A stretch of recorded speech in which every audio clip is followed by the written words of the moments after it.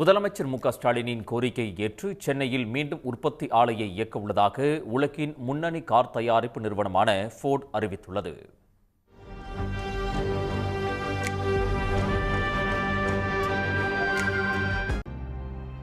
முதலமைச்சர் மு.க.ஸ்டாலினின் அமெரிக்க பயணத்தில் முக்கிய மைல்கல்லாக அமைந்துள்ளது ஃபோர்டு நிறுவன அதிகாரிகளுடனான சந்திப்பு. சிகாகோ நகரில் அந்நிறுவன உயர் அலுவலர்களை சந்தித்த அவர் சென்னையில் மீண்டும் உற்பத்தி ஆலையை தொடங்க அழைப்பு விடுத்தார். ஃபோர்டு நிறுவன ஆலையில் எடுத்த வீடியோவை தமது எக்ஸ் பக்கத்தில் பதிவிட்ட தொழில்துறை அமைச்சர் TRB ராஜா, தமிழ்நாட்டிற்கு திரும்ப வருகிறது ஃபோர்டு நிறுவனம் என கூறியிருந்தார்.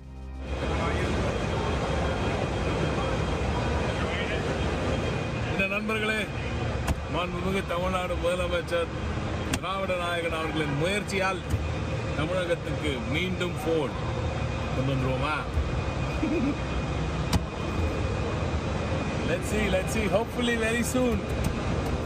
இந்த நிலையில் சென்னை மறைமலை நகரில் மூடப்பட்ட ஃபோர்டு உற்பத்தி ஆலையை மீண்டும் இயக்க உள்ளதாக அந்நிறுவனம் அதிகாரப்பூர்வமாக அறிவித்துள்ளது.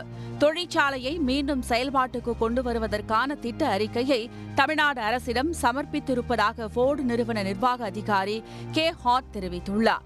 மேலும் இந்த ஆலையில் எந்த வகையான கார் தயாரிக்கப்படும், எந்தெந்த நாடுகளுக்கு ஏற்றுமதி செய்யப்படும் என்ற தகவலை இனிவரும் நாட்களில் அறிவிப்போம் என கூறியுள்ளார். சென்னையில் ஃபோர்டு நிறுவனத்தின் வாடிக்கையாளர் சேவை பிரிவான ஃபோர்டு பிசினஸ் சொல்யூஷன்ஸ் நிறுவனத்தில் 12,000 பேர் பணியாற்றி வரும் நிலையில் உற்பத்தி ஆலை மீண்டும் செயல்பாட்டுக்கு வருவதால் கூடுதலாக 3,000 பேரை பணியமர்த்த முடிவு செய்யப்பட்டுள்ளது. ஃபோர்டு நிறுவனம் தமிழ்நாடு மற்றும் குஜராத்தில் உற்பத்தி ஆலைகளை தொடங்கி அதன் மூலம் உலகம் முழுவதும் 32 நாடுகளுக்கு கார்களை ஏற்றுமதி செய்து வந்தது. சுமார் 20 ஆண்டுகளாக கார்களை உற்பத்தி செய்து வந்த அந்நிறுவனம் படிப்படியாக உற்பத்தி குறைந்ததால் 2021ஆம் ஆண்டு 2 உற்பத்தி ஆலைகளையும் மூடிவிட்டு இந்தியாவிலிருந்து வெளியேறியது.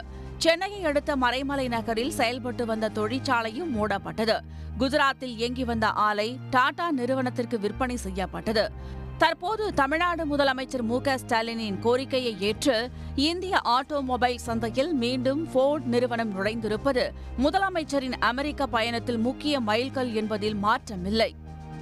உடனுக்குடன் செய்திகளை தெரிந்து கொள்ள சன் நியூஸ் பெல் ஐகானை கிளிக் பண்ணுங்க.